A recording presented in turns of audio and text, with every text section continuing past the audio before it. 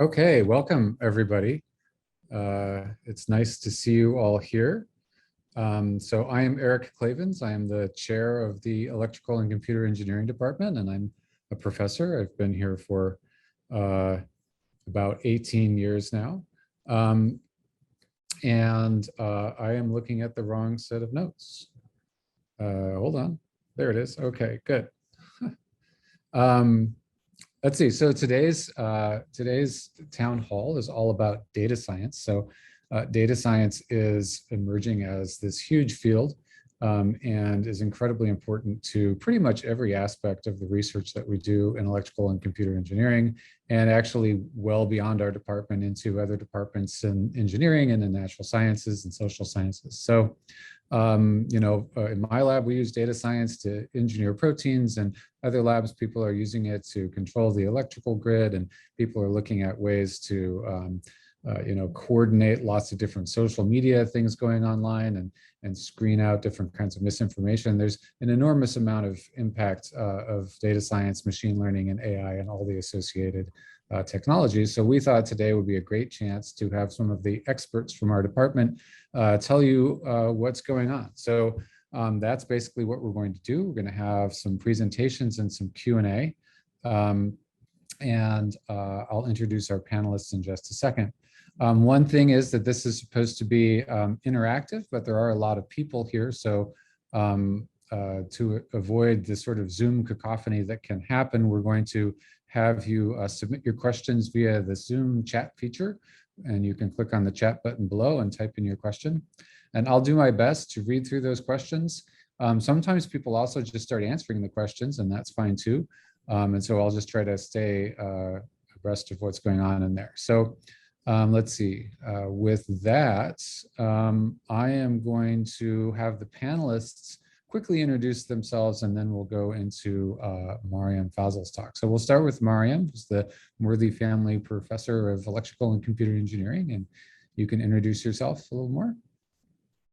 Hi, everyone. My name is Maryam Fazel. I'm a professor in ECE and associate chair for research, and also the director of the NSF Institute for Foundations of Data Science. And my research is in the areas of data science, mathematical optimization, and control.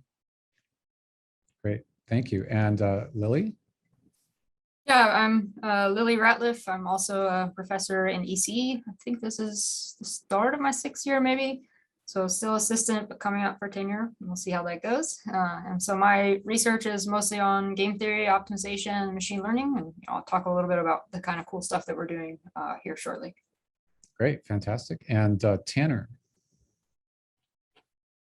Hi, I'm Tanner, and I just recently finished my PhD, and Lillian was my advisor. And I'm going to be joining Amazon here now that I've finished my PhD. And I work on mainly learning games and online decision-making problems. Great, and Omid. Hi, I'm Omid Sadeghi. I'm a PhD student here in the ECE department at UW, and I'm in my 5th year, and my research is focused on submodular optimization and online learning, broadly speaking. Great, thank you all. And so we're going to start out with Maryam, who is going to give us a talk about, and you can post your questions in the chat. She's going to talk about the Institute for Data Science and what data science is and why it's so important. Thank you, Eric. Is everyone seeing the slides? I can see them. Okay, great. All right, so I'm very happy to be talking about the Institute for Foundations of Data Science. Let me try to advance. So we hear a lot nowadays about data science, machine learning, and AI.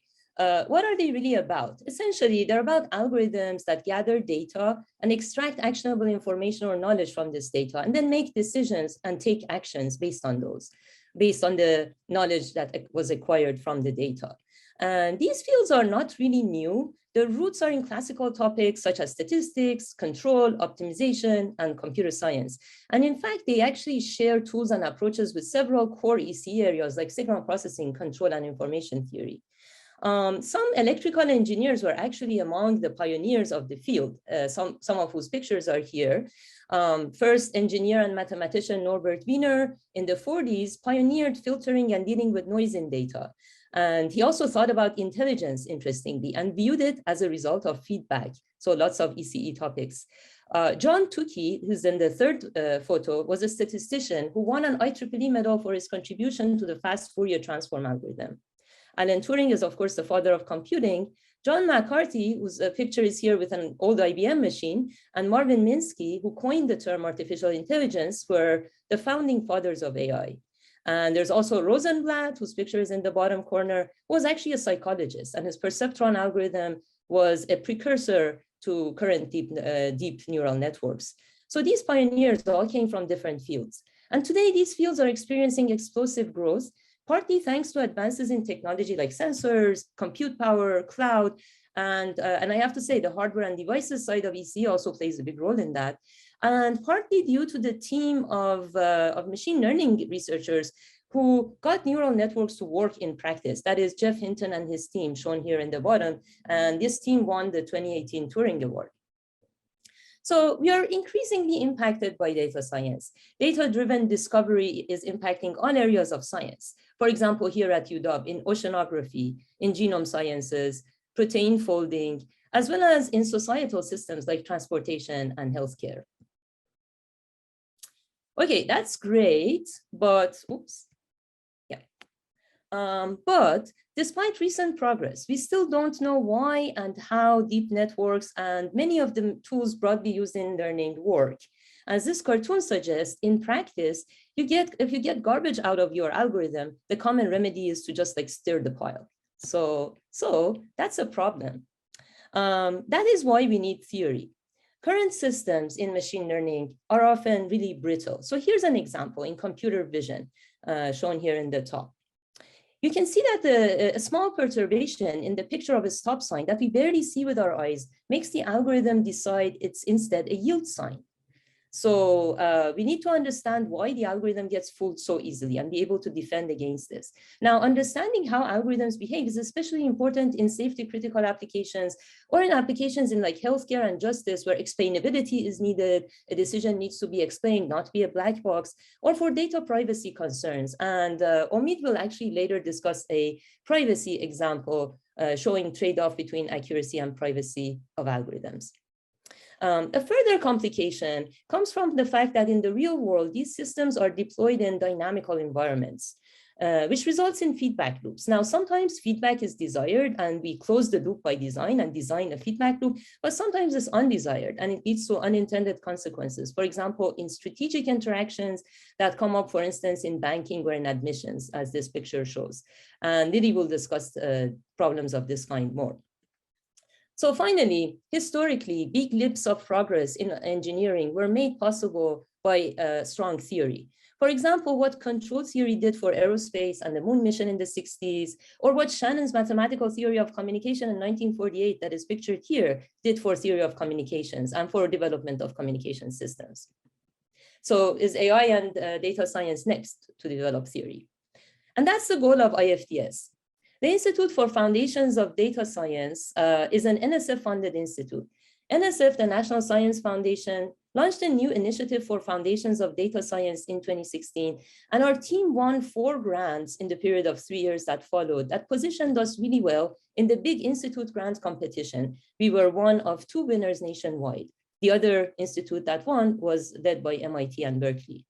UW is the lead institution, and our partners are University of Wisconsin, UC Santa Cruz, and University of Chicago. We have ambitious research goals, really, to develop theory that would lead to robust, privacy-preserving, and fair algorithms that can work in dynamic and interactive environments. So this is all these words are basically theoretical challenges that we're trying to work on now. IFDS brings together researchers from different fields to address these problems, from ECE, CSE, mathematics, and statistics, and to work on these challenges under the 4 themes listed here, including robustness, closed loop data science, which we will talk about a lot more today, and ethics. Our collaboration graph shown here indicates the extent of collaborations we already have, both across UW, that is in the purple border on the top, and with our partners. And then this is the people of our faculty team. So next, I'll just highlight a few examples of activities that we do at IFDS. before giving examples of our research projects. Most of our students and postdocs are co-mentored in 2 different fields. We run an annual summer school and a research workshop and a monthly seminar, and the details of these are given on the IFDS website if you're interested. We also develop new curricula and have a mission in education. For example, Lillian and I are working on developing a new ECE undergraduate course that is titled Optimization Models in Machine Learning. We also do outreach. This summer, IFDS co-organized a 2-week workshop for high school students where they learn to interpret and analyze real-world data. For example, playing with data like the World Happiness Score versus GDP, and data involving heart disease and health indicators and so on. So now talking about our research projects, I picked 2 to highlight here. One project I'm very excited about is about developing theory for methods known as reinforcement learning, which has enabled breakthroughs in actually difficult dynamic problems such as game playing. For instance, DeepMind's AlphaGo program that is shown here on the cover of Nature that famously beat the human champion Go player in 2016. And autonomous driving is another area that's heavily involved and heavily uses RL. Let's see what a typical RL algorithm does in the context of driving. So looking at the picture of this car in the loop, the car has a policy that lets it determine its action given its state. For example, to steer the wheel towards right or left. Then the car observes the outcome or an outcome of its action associated to its action, and the RL algorithm, it iteratively updates the policy based on reward gradients, which means the rate of change of reward. Despite this practical popularity, and this algorithm is really used very, very broadly, there is a lack of theory to explain when and why it works. So what we have done recently is in a collaboration with colleagues in computer science and in aeronautics and with my student Yue, we proved that for linear dynamics with quadratic rewards, policy gradient descent actually provably gets the optimal policy. This is a first step towards developing an extensive theory for RL, hopefully, which we're currently exploring, hoping to ultimately improve reinforcement learning. About 1 more minute, Maryam. Okay, great. So this is the last project. It's about closed loop data collection, where I collaborate with IFDS colleague from computer science and my student Jihan. Data science generally tends to focus more on the processing of data than its acquisition. Typical approach is to collect data first and then feed it into the algorithm.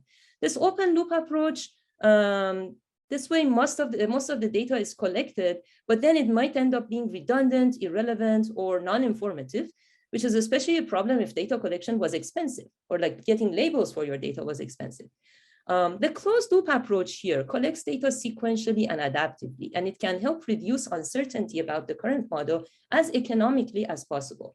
We can think of closed loop data acquisition as an automated and rigorous implementation of the scientific method, as shown in the top figure. The figure shows the figure below shows how adaptive methods pick better and more informative samples in a classification problem to distinguish planes, cars, and birds. These are the rows of these pictures that are shown.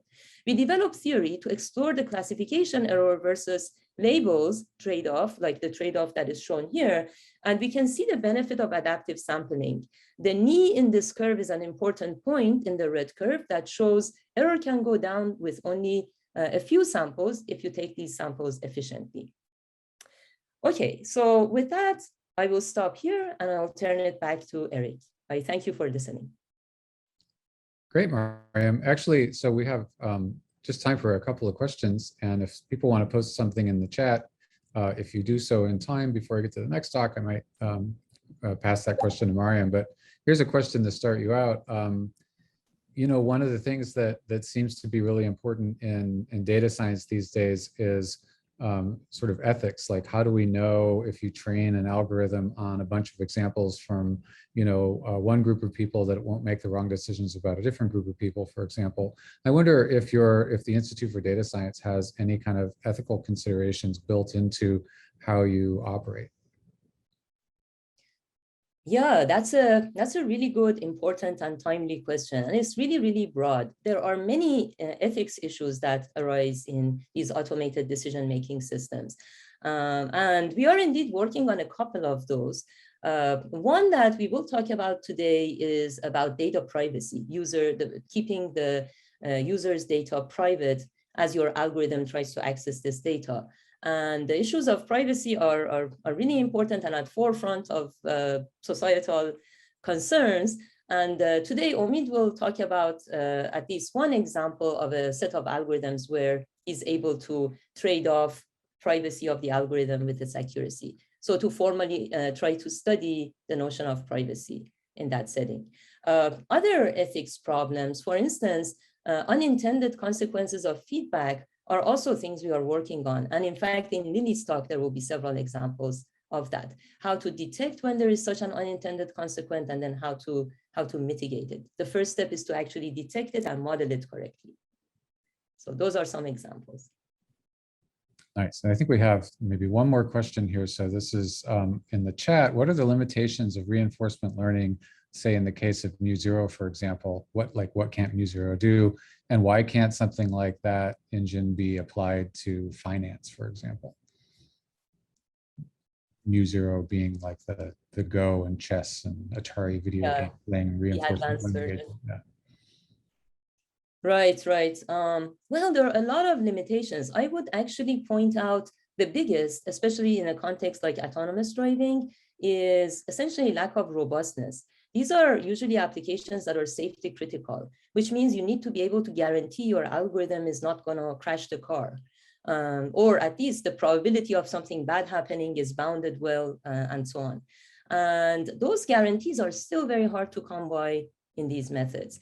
A theoretical understanding of when they work, why they work, how they work is just beginning. There is some progress being made, but it's truly far from, I think, being reliable enough for safety critical applications.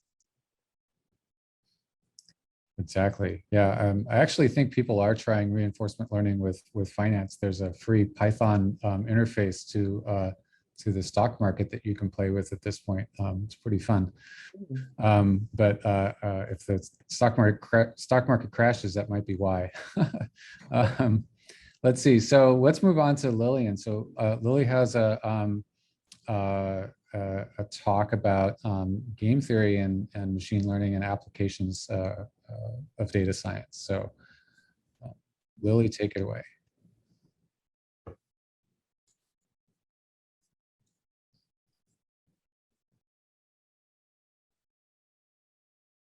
Oops, Sorry, I saw that for a second. Yeah, sorry, I was trying to like unmute myself after I had started sharing and I couldn't find the thing. Hang on one second.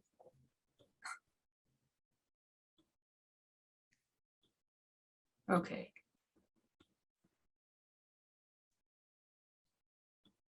Oh, whoops.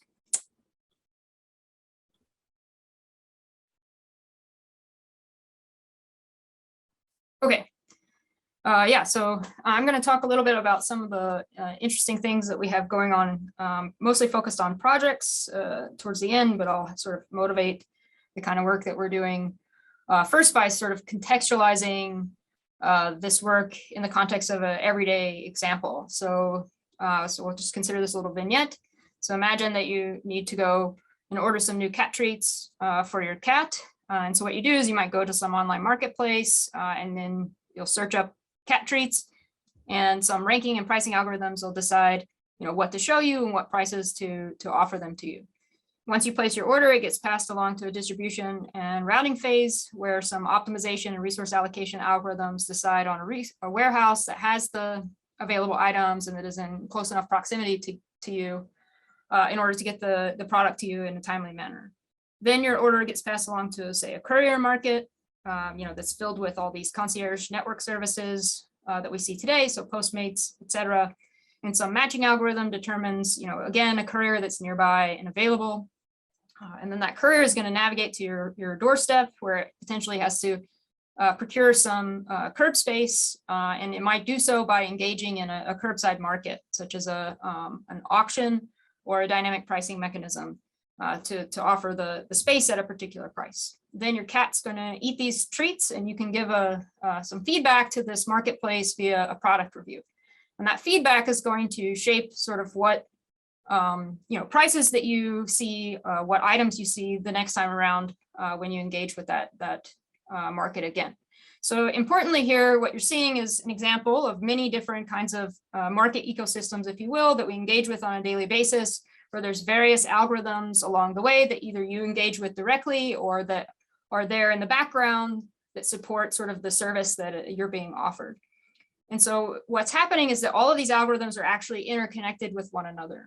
And so the challenge from the research point of view is that you really don't want to design these algorithms in isolation from one another. You want to consider their interaction, how information passes from one to the other. Otherwise, you might see unintended consequences arise. And so to sort of motivate that, I want to give two examples of unintended consequences that can occur.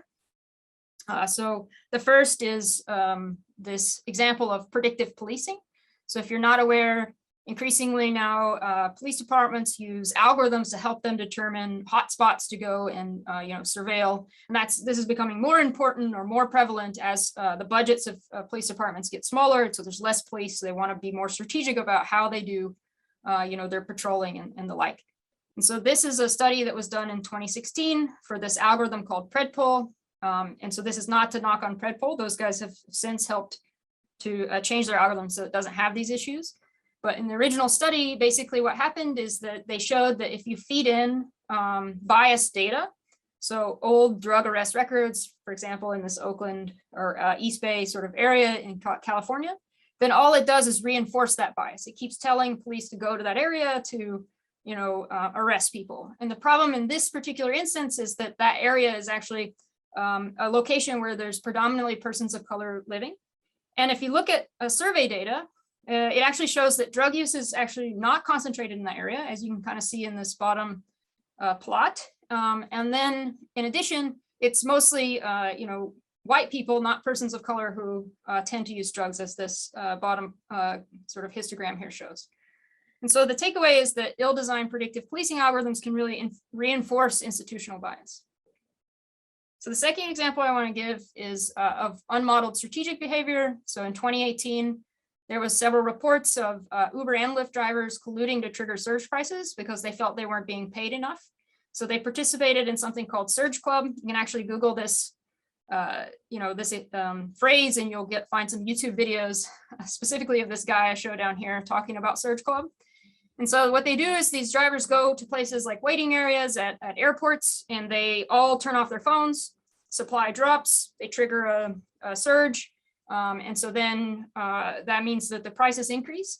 And unfortunately, what happens is this cost isn't offloaded onto the company, but rather onto the passenger side of the market. So the takeaway is that these ill-designed pricing algorithms could actually exacerbate inequities.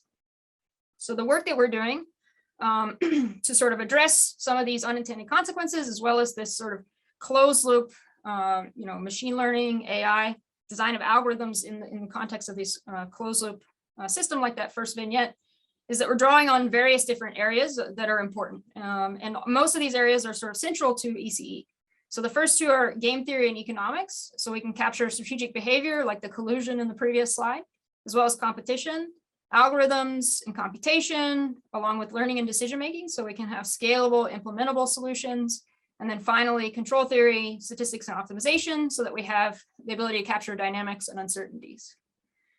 So in the next three slides, I just want to kind of like touch on a couple minutes left. Okay, Lillian.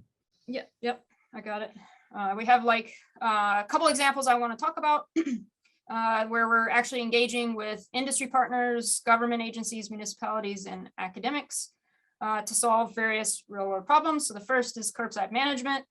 So you might think this is not super interesting, but it's actually really crucial for how cities operate, in particular since the pandemic, where there's massive new demand for curb space use, including these cafes, like sidewalk cafes, as well as new loading zone demands.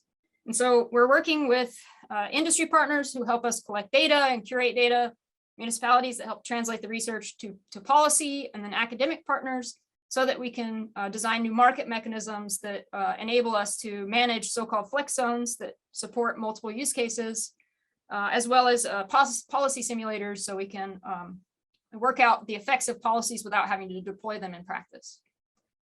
The second example is work that we're doing on digitally mediated markets. So the online marketplace I described in the vignette is one example, but there's several other important examples in various different sectors that you might not consider, at first thought. And so those include academic peer review. So most of peer review these days is managed through conference management systems that are supported by algorithms that facilitate bidding for papers by reviewers as well as matching.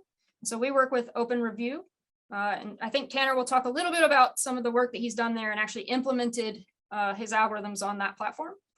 And the second is Kiva, which is essentially a nonprofit that allows for loan procurement by marginalized communities. And the goal here is to design algorithms for ranking, matching, the like, that balance objectives of efficiency and fairness. And the last one, this is really a very interesting problem that I'm just really getting engaged with over the last six or 7 months. And so I'm working with folks at Microsoft Research on this. And this problem is about supply chains, and you may be aware of this. It's all over the news recently. We've seen all kinds of crazy disruptions to the supply chain, from ransomware attacks that are very rampant recently. Obviously, the pandemic, natural disasters, the Evergreen that closed down the Suez Canal for a week or two. All of these things have caused us to understand that our supply chain is extremely fragile. And so we've been focusing on ways to model the entire supply chain from, say, producer, distributor, retailer to consumer, from a game theoretic perspective, more holistic perspective. And we want to understand how information flows impact decisions, and how can we incentivize through market mechanisms more transparency across these chains in order to develop sustainable and robust supply chains. And so with that, I'll just finish on this slide for any questions that folks have. Thanks, Lily. It's so cool, all this stuff. One of the things that I really appreciate is how you're working with all these industries and governments. And I'm wondering if, what's the challenge in getting a data set that's actually useful to do something? Is it that people won't give you data, or is the data that you get incomplete? Yeah, this is a great question. This is something I think that even academics are working on, so mechanisms to share data across different agencies. And so from the government side, there's lots of open data available, like Seattle, for example, if you're interested. Even Washington State has sort of an open data initiative, and they're one of the first to do that. And you can find all kinds of information, data about policies, et cetera, that they collect on these open data portals that are available. The issue is you don't know exactly how they collected the data, so it could be inherently biased. And so doing research with that data is challenging unless you're engaged specifically with the folks who collected it, so that you can understand the sort of bias in that data, or the other issues that might be there, like correlations with correlations in the data that are unmodeled or not obvious. On the industry side, we don't really have any good mechanisms, I think, at present. I mean, there's some consortiums that, for example, there's at sort of centered at Berkeley, there's something called the C3DTI Institute, which I recently visited. And so that's an institute specifically funded by industry that is focused on funding academics, providing data to help support research.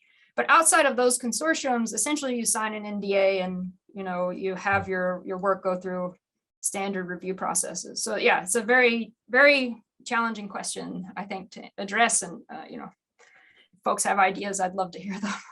Those of you industry leaders in the audience, share your data with Lily and others.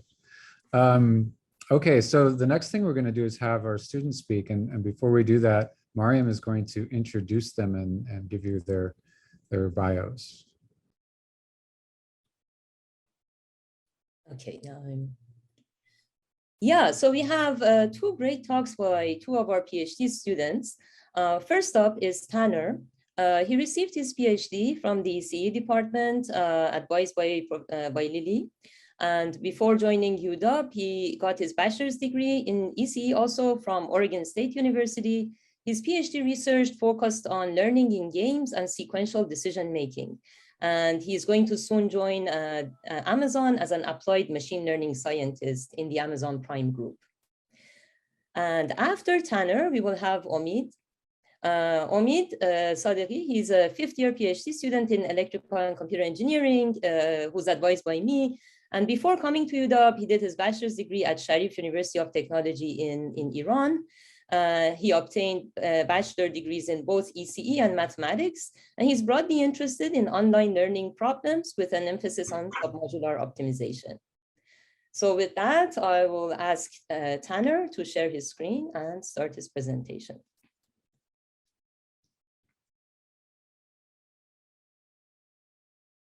Okay, can you see? Yeah. Yeah, okay, cool. So I'm going to talk about a few projects that I worked on in my PhD. And so kind of the first main topic is learning in games. And so one thing that has happened, particularly in the last 5 years, I would say, is that a lot of machine learning problems, people have been figuring out it's useful to formulate them and abstract them in a game. And so what a game is just players who want to minimize some utility or maximize some utility function or minimize some cost function. And their utility depends on what everyone else does in the game. And when we take this into a machine learning problem, what this looks like is just what I have here on the slide, is a zero-sum game, where one player is trying to minimize this function and another player is trying to maximize it. And this has a lot of applications. I'll talk about one specifically in a minute. But a lot of the work that I've focused on here is really on developing what are the right solutions to this type of problem. And then how can you go about computing those solutions using gradient-based methods? So you can think about the variables in this equation being something like parameters of a neural network. And so one kind of popular example that is widely used where this shows up in machine learning is something called generative adversarial networks. And it's a problem that's formulated as a game. And one player is called the generator, and the other player is the discriminator. The generator is trying to mimic some underlying data distribution. And the discriminator is trying to tell what is real data from fake data. So they're kind of competing where the generator is trying to improve to generate data that looks real, and the discriminator is trying to say, is this real or not? And kind of an example that is used for this a lot is an image data set. So for example, you have some real data set of images, and you want to learn to be able to create images that look like they came from that data set. So here on the bottom, I have kind of a progression of this. What happens is if you train these over time, you start from just taking noise that looks like nothing. And eventually you can produce images that look like they're, say, celebrity faces. It's just one example. But it's actually used in a lot of different applications, like generating new arts or ads or different things like this. And really solving these and figuring out what is even the right solution to go after is kind of all grounded in game theory and learning games. Now, the second thing I'll talk about is experimental design. So there's many problems, decision-making problems, where you have some set of items that you want to know which of these items has the most value or reward. And you may have another set that can be different, the same, or have a different kind of relationship, that you can actually obtain measurements on the quality of those items. So you can think about something like a recommender system. If I'm Spotify, I have my whole content library, but I'm trying to make the most money and show you the best things. I may only want to be able to measure things like the most popular music. And in doing so, I actually want to figure out what is the value of other songs in my catalog that aren't as well known. And I can actually learn this without directly playing that song for you.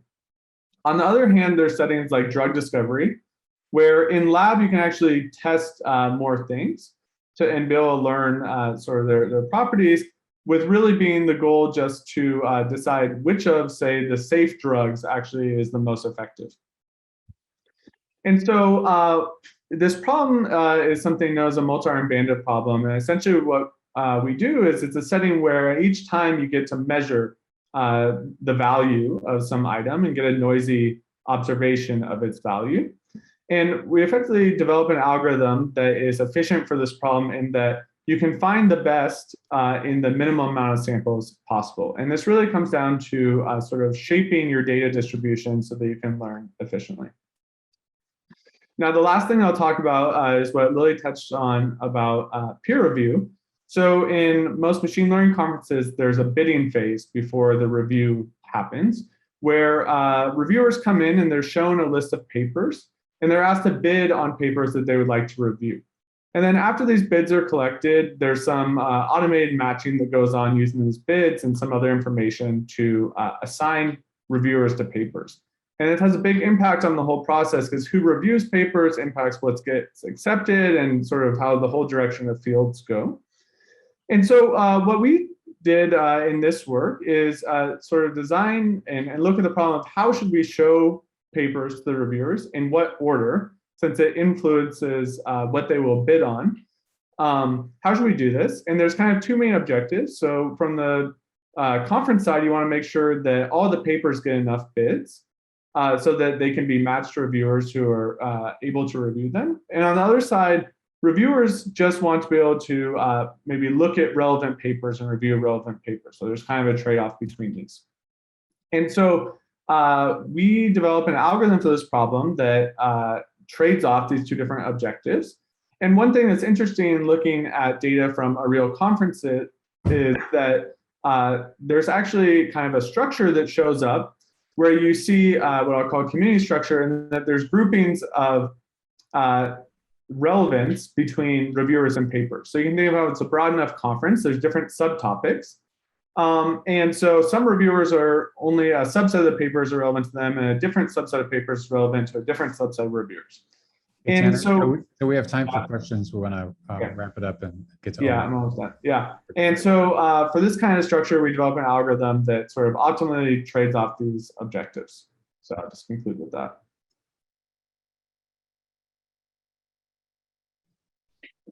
Great.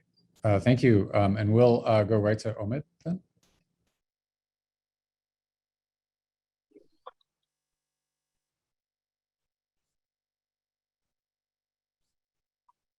So can you see my screen? Yep, we can see it. Okay. So hi, everyone. I'll briefly talk about privacy and its importance in the context of submodular maximization today. So there are two words in this title, like privacy and submodularity, which I'll first define submodularity, which are basically submodular set functions. So a set function f over the subsets of a set V is called submodular if for all items J and all sets A and B, where A is a subset of B, this inequality holds. And this property is also known as the diminishing returns property or the economy of scale in different communities. So as an example, consider the case where f is the cost function, the set A is just fries, the set B is burger and fries, and the item J is soda. So what this inequality says is that the additional cost of ordering soda on top of an order of burger and fries is less than or equal to the additional cost of ordering it on top of only fries, which is actually true. So basically, this is the submodularity property which holds for this cost function. So then in order to motivate the importance of privacy in the context of submodular maximization, let's first talk about the motivating application, which is the feature selection problem. So in this problem, we have a data set consisting of capital T individuals. Each person T has a feature vector xt, which is m-dimensional and could be his or her height, weight, age, etc. Also, along with that, there is a binary label CT, which determines whether that person has a certain disease or not. Like, for example, if that person has diabetes, it's like 1. If he doesn't have it, it's 0. So the goal is to select a small subset of these M features that are most relevant in predicting whether that individual is likely to have the disease, the diabetes. So prior algorithms, prior works on this problem have proposed very good non-private algorithms that is based on submodular maximization. But because we are dealing with the information of individuals, it is very important to ensure that the privacy of any of the individuals that are included in the data set are basically not compromised. So the second word in the title that needs more description is privacy. So the first step to design private algorithms is to characterize privacy in a precise mathematical way. In our setting, a sensitive data set D consists of T private submodular set functions, where each function corresponds to one of the T individuals that I talked about in the previous slide. And we call two data sets D and D prime to be neighboring if all but one of these submodular functions or these T individuals are the same in these two data sets. And the notion of privacy that we use here is called differential privacy. And you can see the definition, which looks a bit more complicated, but I'll explain it in more detail. So for non-negative epsilon and delta, we call an algorithm to be epsilon delta differentially private if for any neighboring data sets D and D prime and any set of possible outcomes, we have this inequality that you can see. So looking at this inequality, what it basically means is that any sequence of outputs is essentially equally likely to occur, independent of the presence or absence of any individual. So for instance, consider a case where a study of a medical database concludes that smoking causes cancer. So if you are a smoker and if your insurance company knows that, probably this study would be harmful to you because the insurance company would increase your premium. But what differential privacy ensures is that the same conclusions, which is smoking causes cancer, will be reached independent of whether you are in the data set or not.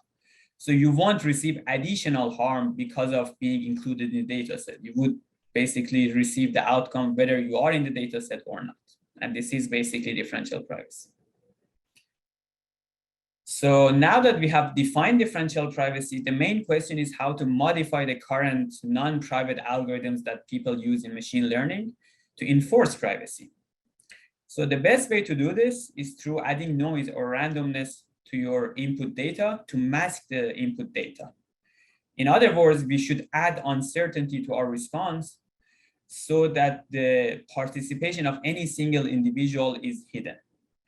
For example, for the submodular maximization problem that I studied for differentially private submodular maximization, this is the algorithm that we proposed. And as you can see, the red parts of the algorithm are the parts that make it private. Basically, they are the parts that have been added to the non-private algorithm.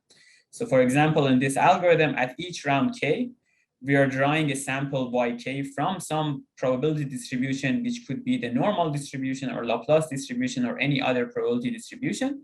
And we are adding it to our input data, which is the gradient of the function at a certain point. However, as good as it looks, this ensuring privacy doesn't come for free. And actually, there is a trade-off between achieving higher utility and ensuring privacy that I've precisely characterized in my work. And yeah, that's it. Thanks for your attention. Okay.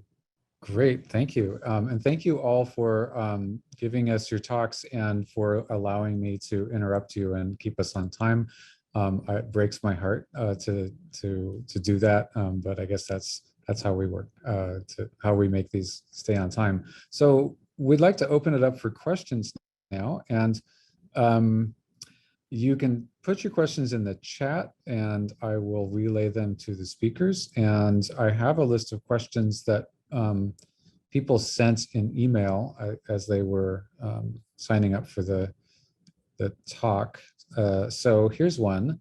How do the individual concentration areas, sort of traditional concentration areas of ECE, like digital signal processing, embedded systems, control systems, and so on, how do they each sort of find a role in data science, and how is it, how do we use those ideas to inform those areas, but also for those areas to inform data science? Anybody can answer that. Yeah, maybe I can take a shot at it. Yeah, so it can go both ways. That's true. So both that areas in ECE can use data science tools, which they are using, as Eric earlier mentioned. All the areas like energies, power grid, even devices, design of devices in physics, they are using actually a lot of data science, as well as in current signal processing, for example. But it's also interesting to note the other direction. A lot of the tools in the EE education are very relevant and helpful for better understanding of what's going on in machine learning and data science. And as I actually mentioned early in the talk, for example, Norbert Wiener was really more of an electrical engineer and interested in filtering and noise and ideas like that. And he was one of the early thinkers of this area. So there is definitely a lot of room to bring our viewpoints and education to theoretical problems in machine learning. One specific thing that I think EE background gives us is a good understanding of dynamical systems and dynamics and how systems change with time. That isn't necessarily there, for example, in a CS education very much. So we do have these kind of advantages that we can take advantage of and bring to this research. Thank you. Here's a question for Omid. So let's see, I'll just read it. Maybe I misunderstood, but why is privacy important in a problem like feature selection? Also, feature selection can be done statistically, including Shapley values. So what is the benefit of the proposed submodular algorithm? So yeah, that's a great question. So the reason privacy is important in the problem I talked about is that the data set that we are talking about or we are using for training the feature selection problem is a data set of people and their features and their like sensitive information. So the reason privacy is important that if the decisions or if the prediction of the algorithm is like mainly focused on some certain individual in the data set, then people basically can infer the features of that individual based on the output of the algorithm. So the main point in like ensuring differential privacy or privacy in general is that we want to learn from the populations while learning nothing from each certain individual. So that's why privacy is important. And the reason, so there are many ways to do feature selection. Like doing it using submodularity is one choice. And the reason like this is a choice is that the mutual information between the features and the label, which in the example I said is whether the person has diabetes or not, this mutual information function is a submodular function. So maximizing this mutual information between the features and the label basically would be a submodular maximization problem. But there are many, as you mentioned, there are many other ways to do feature selection. Thank you. Here's a question that comes sort of from, I'm going to paraphrase it from the submitted questions and add my own twist to it. So, and maybe it's for Lily and Tanner. With things like cryptocurrency and blockchain in general, people have the opportunity, if we could all figure it out, and our grandmothers could figure it out, to kind of own their own data. And in that setting, there's no one corporate central location where the data exists. And so one problem goes away, which is convincing the corporation to give you the data, but then you get another one, which is how do you get the data from all these now private entities that own their own data? Okay, so first I'll start by saying there's been, I don't know, probably even like almost 10 years ago now, there was the push to do this, to make your own data private. And there's like, I can't even remember the name of because it's sort of now defunct. There was an online service to like opt into having your data sort of in this like, I don't know, lockbox that you own. And then you could, sell it to other people or whatever, manage it yourself. And it doesn't scale. You have to convince people who are already sharing tons of information that that's important. I mean, people are giving away information for free all the time on Facebook and things like this. So I just don't see that being a feasible thing, but let's say it was, let's pretend. Cryptocurrency seems to be something that's taking off though. And so getting ideas that's different than like people having, keeping their data themselves and in some sort of like, But how much money I have and where I'm spending it is something you might not be able to track anymore. Potentially, if we get there, I think skeptical. that's still long way away. But even if it were the case, then we do have game theoretic tools to design mechanisms to encourage people to share things. And we already have those for other reasons. So it would not be infeasible to say if we had a world where that was the case, that companies would then, offer incentives, cash, for example, or something like this, services in order to get access to the data. I don't know if you have any thoughts, Tanner. No. Gosh, that was How about, let's see, here's another, any other questions in the chat, by the way? Please post them. And let's see, how about, a question that was pre-submitted. How are we going to handle the sort of moral consequences? This is a deep question of machines making decisions for us. As an example, in machine learning and reinforcement learning, controlling a car may have to decide between hitting one pedestrian or hitting another pedestrian. That's a moral decision that it has to make somehow, and we have to code that in there. Is that something that people in data science think about, and how do you think about it? So I'll give the cynical answer, which is that we have actuaries that provide insurance and things. But independent of that, we, like at UW, we actually have something called the Tech Policy Lab, which we work with. I've engaged with these guys on a couple of grants so far, and they are actually dealing exactly with these questions. I'm trying to remember, boy, I'm not having a good memory day, but there's also an organization that works on, sort of the moral issues surrounding automation and robotics. It's a whole foundation for this. And they have conferences, and the goal is to discuss precisely not just moral issues, but other sort of things like I discussed related to bias and equity and fairness. And so yes, these are absolutely things we think about. I think they're really challenging and hard, and it's not obvious, I think, at the end of the day how it will play out in terms of the policies. Like whether government agencies will come in and play a role in shaping how algorithms are used in practice, or if it will be sort of, on the level of the insurance companies providing insurance after the fact. Not obvious. Yeah, no, I think it's maybe a mix. Anyone else have a comment on that?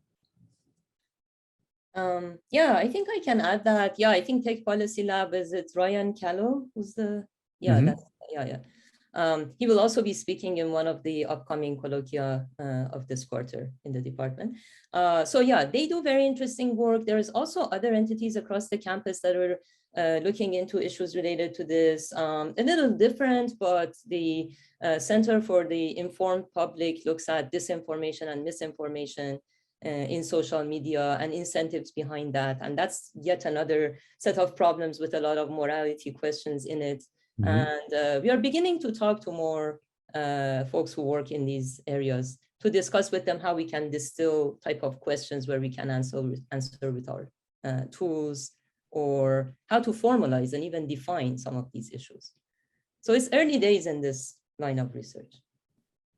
So here's a technical question that Arindam Das asked. Is it known when do we have enough training data? Even with adaptive sampling, can we say when we can stop sampling? And I think that's especially relevant when like the space of possible, say, just photos of signs that a car could be looking at or whatever, or cats on the internet, is such a large set. We'll never get all of enough data. So what do you think of that question?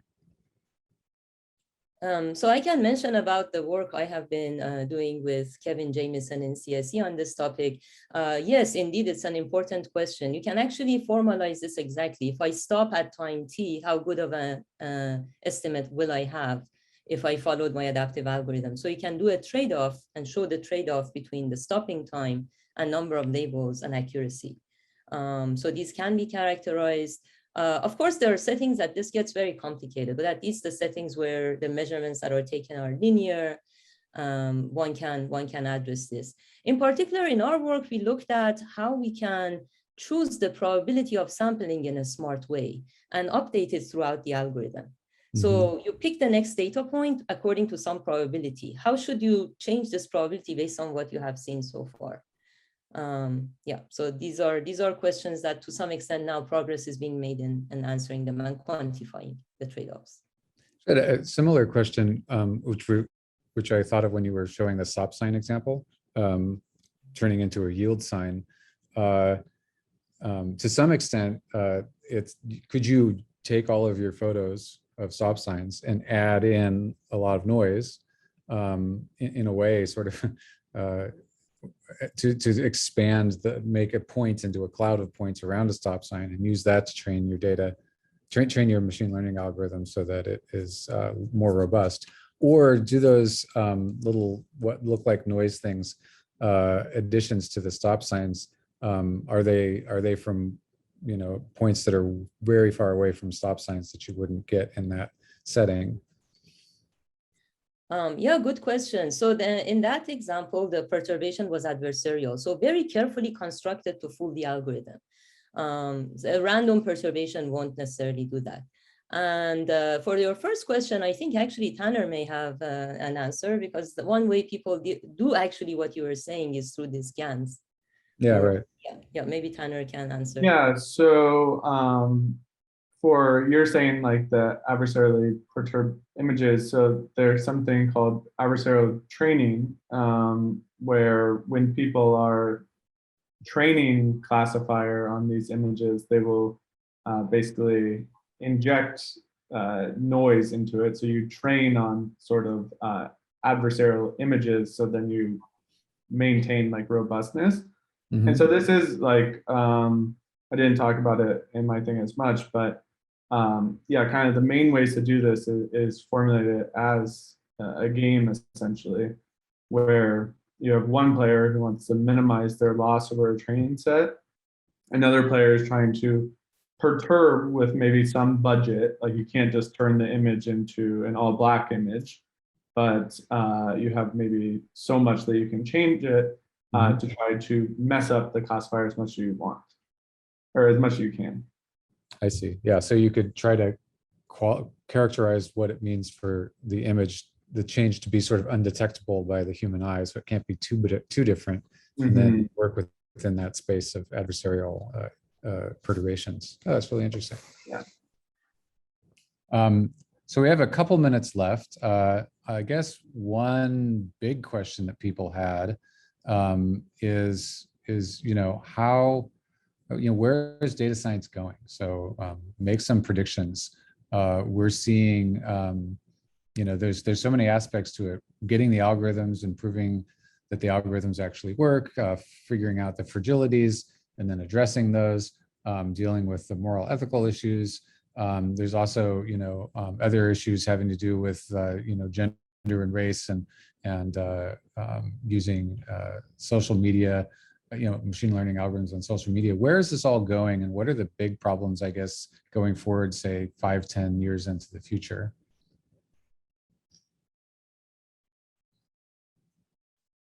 Or what are you excited about working on next that you'd love to have a big project to do?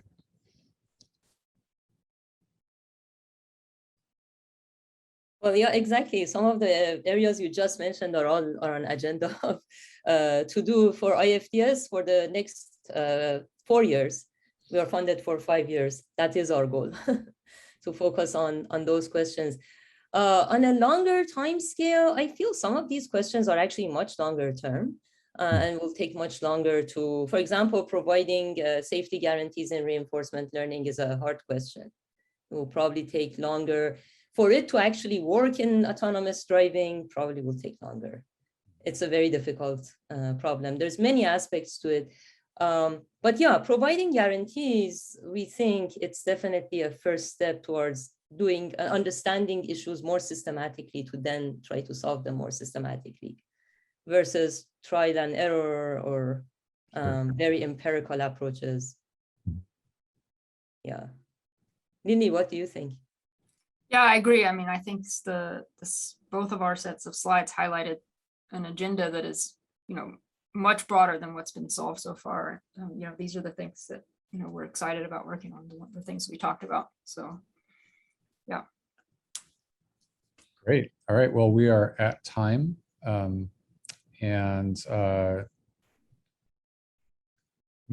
let's see. So, Zoe, do you have any points of order, or should we? Yeah, go ahead and close out the talk, Eric. Oh, one thing. Let's mention the Lytle lecture. Oh, yeah. Go ahead. Oh, should I do it? Yes. Yeah, so we would like to remind everyone that we have an upcoming ECE Dean Lytle lecture on Monday, October 18. And the Lytle lecture, which is for public audience, is at noon. It's given by Professor Maryam from MIT, who is really a world expert in communications, information theory, and networking, and developing very interesting both theory tools and all the way to the application and implementation of them. She'll be talking about 5G technology and standards related to that. Yeah, so it will be very interesting. We hope to see many of you there.